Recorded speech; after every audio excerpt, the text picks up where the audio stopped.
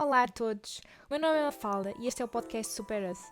Aqui vou falar de saúde, seja comida, exercício físico, sono ou tudo o que te possa ajudar a ser a tua versão super. O objetivo da Supera-se é conseguir criar uma comunidade de outliers, pessoas fora do normal, pessoas que querem estar constantemente a melhorar e que não se contentem com estar bem, mas querem estar ótimas, pessoas que não têm medo de lutar pelos objetivos e pessoas que querem ser super. Olá a todos, eu sou a Mafalda e estão a ouvir mais um episódio do podcast Supera-se. Hoje damos início à segunda temporada do podcast, onde vou falar nos próximos meses de várias áreas que influenciam direta ou indiretamente a nossa saúde.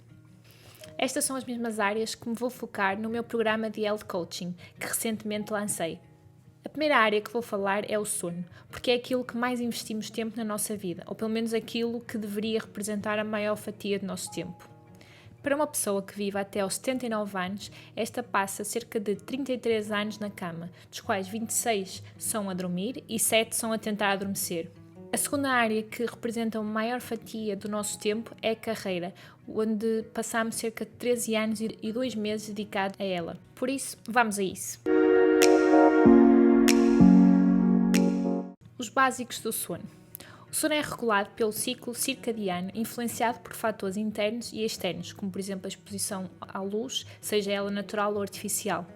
O sono é composto por duas grandes fases: o sono não REM, que é a fase restaurativa, que é composta por 3 fases que contêm sono profundo e sono leve, e que ajuda a limpar o cérebro de neurotoxinas e ajuda a melhorar a aprendizagem e a retenção de novas habilidades motoras.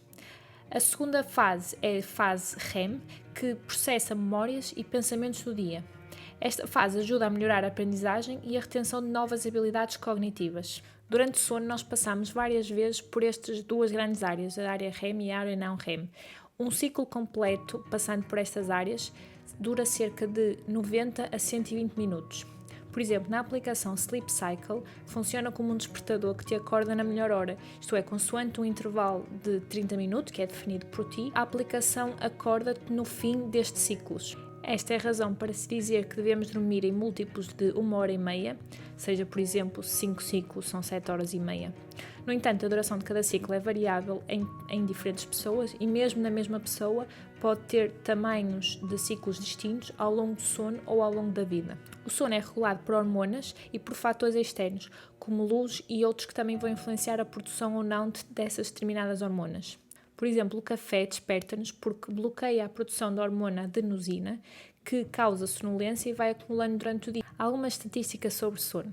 De acordo com um questionário realizado online pela Sociedade Portuguesa de Pneumologia e pela Sociedade Portuguesa de Medicina no Trabalho, e que abrangeu uma amostra de 643 portugueses com idade igual ou superior a 25 anos, 46% dos portugueses dormem menos de 6 horas por dia, 21% demora mais de 30 minutos para adormecer, 32% considera ter um sono mau e 40% reporta dificuldade em manter-se acordado durante a condução e outras atividades diárias. Mas então o que é que acontece se não dormimos? Vários estudos indicam que a privação do sono aumenta o risco de hipertensão, doenças cardiovasculares, risco de depressão, obesidade, humor negativo, risco de mortalidade por várias doenças, risco de diabetes tipo 2, pior performance cognitiva, risco acrescido de cancro, aumento do tempo de reação, risco de lesões, pior poder de decisão, julgamentos morais comprometidos e pode também afetar negativamente a formação de novas memórias. Por exemplo, um estudo concluiu que dormir menos de 6 horas de sono leva a que o risco de morte prematura seja 10 vezes maior quando comparado com pessoas que dormem mais que 9 horas. Um estudo também concluiu que 40% das pessoas com insónia têm também distúrbio mental. As pessoas com privação de sono têm 29% mais risco de terem doenças cardiovasculares, 80% maior risco de obesidade, cerca de 30% dos acidentes de carro na Europa é devido à fadiga e ao cansaço. Um estudo feito com enfermeiros também concluiu que, quando comparado turnos de 12 horas e meia com turnos de 8 horas e meia, existe 3 vezes mais erros médicos no turno de 12 horas e meia. Pessoas com insónias têm também 7 vezes mais risco de ter acidentes no trabalho quando comparado com pessoas que dormem bem. Isto são apenas algumas estatísticas sobre sono. Mas então, como podemos tornar o sono mais eficiente? Eu dividi as dicas em 3 níveis, sendo o nível 1 o nível mais básico, aquele que toda a gente deveria estar a fazer, que são dormir entre 7 a 9 horas, em média um adulto precisa cerca de 7 horas e meia a dormir, evitar cafeína nas últimas 6 a 10 horas antes de dormir e evitar também nicotina.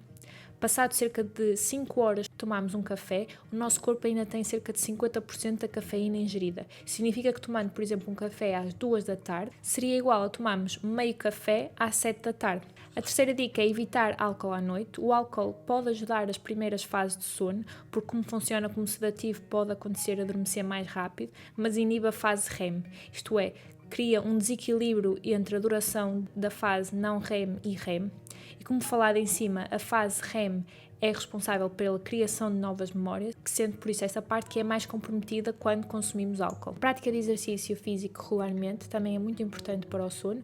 É, no entanto, importante que não o façamos 3 horas antes de dormir, porque fazer exercício físico é, digamos, o oposto de descansar, de dormir, o que pode fazer com que o nosso corpo não perceba que é hora de dormir. Evitar refeições grandes à noite é outra das dicas. O corpo não consegue estar a trabalhar para digerir a comida e, ao mesmo tempo, trabalhar para formar memórias e expulsar toxinas durante o sono. Por último, evitar beber muitos líquidos durante a noite, de modo a não teres que acordar à meia da noite para ir ao quarto de banho. Passando agora para o nível 2. Isto é, neste momento já fazes os básicos para conseguires ter uma boa noite de sono, no entanto queres melhorar. A primeira dica aqui é evitar estímulos 1 hora antes de dormir, como televisão, telemóveis, tablet, etc. A exposição da luz desregula a nossa produção de hormonas, porque os nossos olhos mandam um sinal ao nosso corpo que ainda é de dia. Vês uma série faz com que o teu cérebro continue a trabalhar e a processar a informação da mesma, em vez de começar a relaxar para tratar das funções que deveria enquanto dormes. Dormir sempre à mesma hora é outra dica, com variações máximas de 1 hora.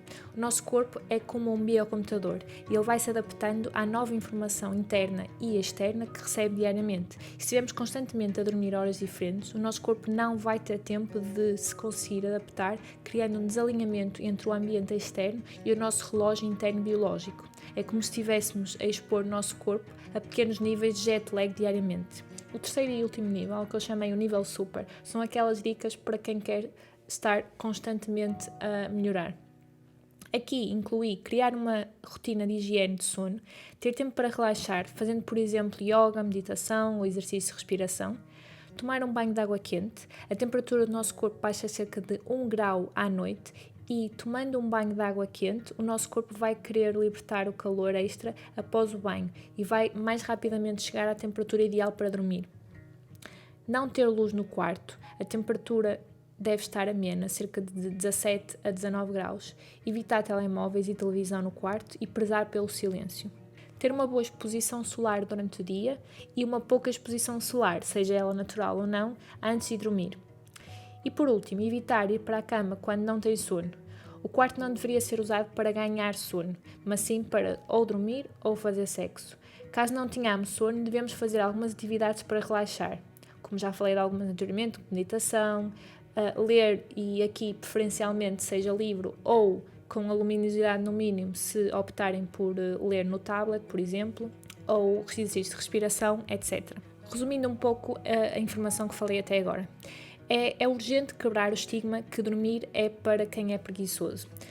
Tantas vezes ouvimos que ele é preguiçoso, dorme muitas horas. Dormir é muito mais que descansar. O sono ajuda-nos a ter energia para o dia seguinte, ajuda-nos a formar memórias, auxilia-nos na aprendizagem e novas habilidades, sejam elas motoras, sejam cognitivas, diminui a probabilidade de desejos por alimentos menos saudáveis, etc. Nós somos o único ser vivo que propositadamente se priva de dormir. Parando para refletir na nossa história da evolução, não nos iríamos privar de dormir a menos que corrêssemos algum perigo ou que nos faltasse comida.